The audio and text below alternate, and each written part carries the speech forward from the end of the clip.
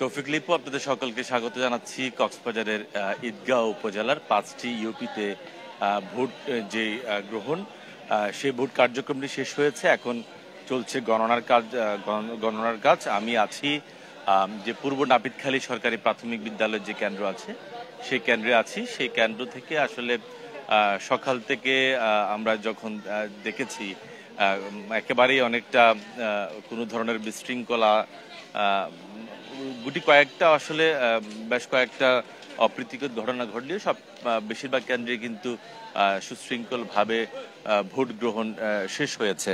আমরা যেটি দেখেছি সকাল থেকে, একেবারে সকাল 8টা থেকে যে ভোট কার্যক্রমটি শুরু হয়েছে, সেই ভোট কার্যক্রমে আমরা দেখেছি পুরুষ ভোটারের চেয়ে নারী ভোটারের যে উপস্থিতি সেটি আমরা অনেকটা লক্ষ্য করেছি। এখন আমি একটু যদি আপনাদেরকে বলতে চাই, তাহলে আমি এখন যেই কেন্দ্রে আছি পূর্ব নাপিতখালী সরকারি প্রাথমিক বিদ্যালয়, এই কেন্দ্রে এটি সহ অর্থাৎ আমার কাছে যে নাপিতখালী অর্থাৎ এই ইউনিয়ন পরিষদের যে 9টি কেন্দ্রের মধ্যে 8টি কেন্দ্রে যে কটি ভোট কাস্ট হয়েছে সেই কাস্টের সংখ্যা যে তথ্য আমার হাতে এসে পৌঁছেছে। 2 নম্বর কেন্দ্রে অর্থাৎ 2 নম্বর ওয়ার্ডের 1128 ভোট কাস্ট হয়েছে। 3 নম্বর ওয়ার্ডে 850 ভোট কাস্ট হয়েছে। 4 নম্বর কেন্দ্রে 1442 ভোট কাস্ট হয়েছে। 5 নম্বর কেন্দ্রে 1649 ভোট কাস্ট হয়েছে। 6 নম্বর কেন্দ্রে 2284 ভোট কাস্ট হয়েছে। 7 নম্বর কেন্দ্রে 886 ভোট কাস্ট হয়েছে। 8 নম্বর কেন্দ্রে 1255 ভোট কাস্ট হয়েছে এবং 9 নম্বর কেন্দ্রে 1067 ভোট কাস্ট হয়েছে। 1 নম্বর যে কেন্দ্র সেটি এখনো পর্যন্ত আমাদের হাতে এসে পৌঁছায়নি, আমরা হয়তো বা পৌঁছানোর পর আমরা জানানোর চেষ্টা করব। এই যে ঈদগাঁও উপজেলায় 5টি কেন্দ্রে যে ভোট কার্যক্রমটি চলছে, সেই ভোট কার্যক্রমে আমাদের সহকর্মীরা সকাল থেকে আছেন বিভিন্ন জায়গায়। তা আমরা ভোটের যে সর্বশেষ পরিস্থিতি, সার্বিক পরিস্থিতি, সেটা আমরা জানানোর চেষ্টা করেছি আপনাদেরকে। এখন যে কেন্দ্রের সামনে আছি সেই কেন্দ্রে আপনারা জানান এখন ভোট গণনা কার্যক্রম চলছে। এই কেন্দ্রে মোট চেয়ারম্যান প্রার্থীর সংখ্যা 5 জন। তবে অনেকটা তাদের মধ্যে যেই 3 জনের মধ্যে খুব হাড্ডাহাড্ডি লড়াই হবে সেরকমই আমরা একটা আভাস পেয়েছি। পাশাপাশি এখানে নারী সদস্য এবং যে পুরুষ সদস্য অর্থাৎ মেম্বার প্রার্থীর সংখ্যাও আমরা এখানে দেখতে পাচ্ছি। তো এই যে মোট হচ্ছে 5টি এই ইউনিয়নে অর্থাৎ সদ্য নতুন ইউনিয়ন, নতুন উপজেলা, দুঃখিত, ঈদগাঁও উপজেলা। এই ঈদগাঁও উপজেলার মধ্যে রয়েছে ইসলামপুর ইউনিয়ন পরিষদ, পুকখালী ইউনিয়ন পরিষদ, ইসলামাবাদ ইউনিয়ন পরিষদ, জালালাবাদ ইউনিয়ন পরিষদ এবং ঈদগাঁও ইউনিয়ন পরিষদ। তো আসলে আমরা এখানে আমরা দেখতে পাচ্ছি উৎসুক যেই জনতা সেটি দেখতে পাচ্ছি। আমরা একজন প্রার্থীকে আমরা দেখতে পাচ্ছি। প্রার্থী একটু দাঁড়ান তো, আমরা একজন প্রার্থীকে দেখতে পাচ্ছি, একটু আমরা কথা বলতে চাই। যে টেলিফোন প্রতীক নিয়ে যিনি নির্বাচন করছেন এবারে, আব্দুল কাদের মাস্টার, আপনি এর আগেও চেয়ারম্যান ছিলেন, এবারও নতুন করে প্রার্থী হয়েছেন। আপনি নির্বাচনের সার্বিক বিষয় নিয়ে একটু বলবেন, সার্বিক পরিস্থিতি নিয়ে যদি একটু বলতেন।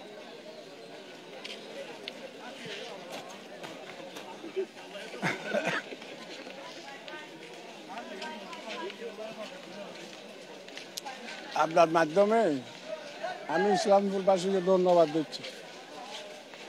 পাশাপাশি আমি মনে করতেছি এবারের নির্বাচনে, আজকের নির্বাচনে ইসলামপুরবাসী সঠিক সিদ্ধান্ত নিয়েছে।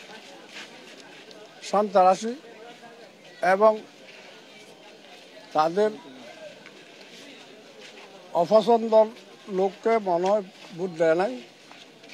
আমি মনে করতেছি ইসলামপুরবাসী ভালো একটা রেজাল্ট দিয়েছে এবং আমার মার্কায় ভোট দিয়ে আমাকে জয়যুক্ত করেছে। এটা সব জায়গায় আমি এই ধরনের খবর পাচ্ছি। সুতরাং নির্বাচিত হওয়ার সম্ভাবনা আমি 80%। আপনি নির্বাচনে জয়ের ব্যাপারে আশাবাদী, আপনি সেটি বলছেন।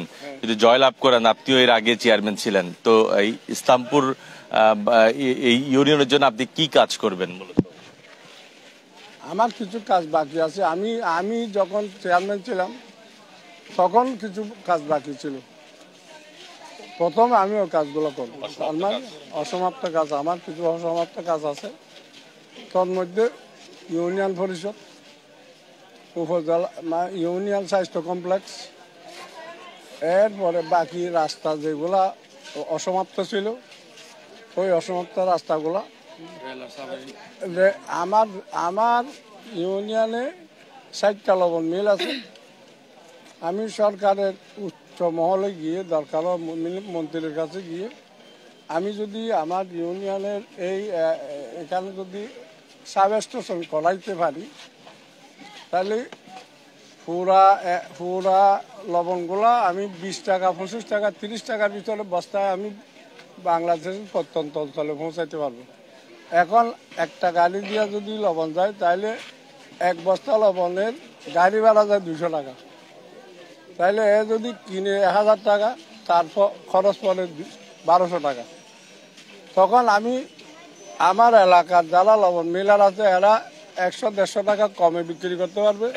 পাশাপাশি ভোক্তারা যে মনে করেন 18 টাকায় কেজি যদি খায় তাহলে এরাও 2 টাকা কেজিতে কম খাইতে পারবে। ফলে পুরা 18 কোটি মানুষ বা 20 কোটি মানুষ যাই হোক সবাই উপকৃত হবে, এটাই আমার ধারণা। আমি মনে করতেছি এই ইউনিয়নে একজন চেয়ারম্যান ছিলেন আপনার শ্যালক এবং আরেকজন শ্যালক আপনার এবারে নির্বাচন করছেন। তো দুলাভাই শ্যালকের মধ্যে শক্ত প্রতিদ্বন্দ্বিতা বলা হচ্ছে অনেকটা। আপনি কি তাকে দুর্বল ভাবছেন নাকি অনেকটা? এরা সবল। আমি দুর্বল ভাববো কেন? যারাই নির্বাচন করছে সবাই সবল। তবে জনগণ যাকে ভালোবাসে, জনগণ যাকে ভোট দিয়েছে সেই সবাই মনে করেন এরা জনগণ যাকে ভালোবাসে সেই চেয়ারে বসবে এবং সবাই তাকে মানবে। এবং আমি চিন্তা করব যেই প্রতিদ্বন্দ্বিতা যেই করুক না কেন তা সবাইকে আমি একসাথে নিয়ে জনগণের উপকার হয় এই ধরনের এবং তাদেরও কোনো ক্ষতি যাতে না হয় এই ধরনের চিন্তা ভাবনা আমি আমার মাথায় রাখবো। আপনার স্ত্রী এবং আপনার স্ত্রীর ভাই, হ্যাঁ, তো আপনার স্ত্রী তো ভোট দিয়েছে মনে হয় আজকে। তো এখন ও আচ্ছা অসুস্থ, সরি আমি। তো এই ক্ষেত্রে আপনার শ্যালককে কি আপনি শক্ত প্রতিদ্বন্দ্বী মনে করছেন কিনা? অবশ্যই অবশ্যই অবশ্যই অবশ্যই। আপনি কনভিন্স করতে পারেন নাই নাকি আপনাকে কনভিন্স করতে পারে নাই? না, আমার বয়সের ভিতরে এরা আমাকে একদিনের জন্য এই নির্বাচনে ছাড় দেয় নাই। এর আগে এদের জেলাতো ভাই ছিল আমার প্রতিদ্বন্দ্বী, এরা যখন বড় হয়েছে এরাই আমার প্রতিদ্বন্দ্বী। অতএব ওই পরিবার থেকে আমি আমার পরিবারকে ছাড় দেয় নাই, এটা চিনাই আনতে হবে। আমি মনে করতেছি আমার পরিবারের জন্য, এলাকার জন্য তাদের থেকে জিনিসটা এনে সব কানে যাতে সমাহারে। যেমন আমি গতবার 128টা রুট করেছিলাম, যেটা আপনি যেখানে দাঁড়াচ্ছেন এই রুট তো আমি করেছি। এই জায়গাটা কোনো রুট করে এটা বিরাট একটা পাহাড় ছিল, এই পাহাড় কাইটা আমি এই রুটটা করে আজকে আমরা এখানে আসতে পারতেছি। এই ধরনের অনেক অনেক কাজ করছি। সুতরাং এটা নিয়ে আমি উন্নয়নের ব্যাপারে যতটুকু আমার দ্বারা সম্ভব, আসলে আমি সক্ষম ব্যক্তি, এখান থেকে নিয়ে কারো কিছু করার দরকার নাই। আমি যা করবো সেটা আমার জনগণের জন্য। একেবারে সর্বশেষ প্রশ্ন করছি আপনাকে, মানে শ্বশুর বাড়ির লোকজনকে আপনি ছাড় দিচ্ছেন না, আপনার শ্বশুর বাড়ির লোকজন আপনাকে ছাড় দিচ্ছেন, অর্থাৎ শ্বশুর বাড়ির সাথে আপনার যোগাযোগটা এখনো আছে কিনা? সুন্দর যোগাযোগ আছে? আমাদের যাওয়া আসা নাই, কিন্তু যাওয়া আসা নাই, সালাম বিনিময় হয় দূর থেকে। আপনি জয় পান তাহলে শ্বশুর বাড়িতে যাবেন কিনা? না, যাব না। ধন্যবাদ আপনাকে।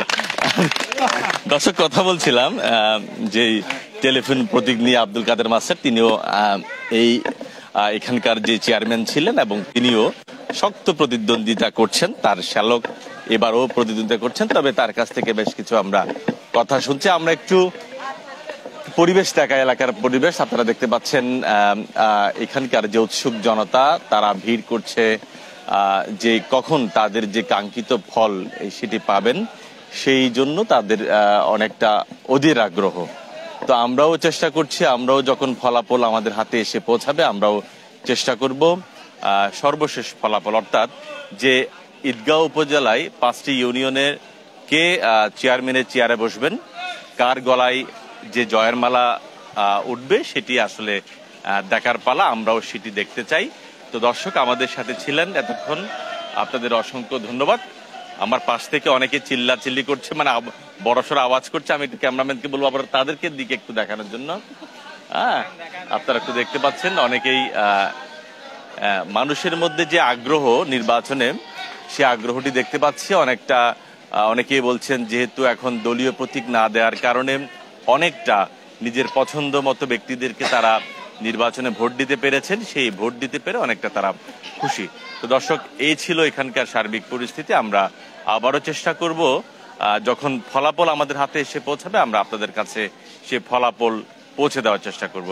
এতক্ষণ আমি আপনাদের সাথে ছিলাম, আমাদের সহকর্মীরা আরো বিভিন্ন উপজেলায় আছে। আমরা সর্বশেষ তথ্য টিটিএন এর মাধ্যমে আপনাদেরকে তুলে ধরার চেষ্টা করব। ধন্যবাদ সবাইকে।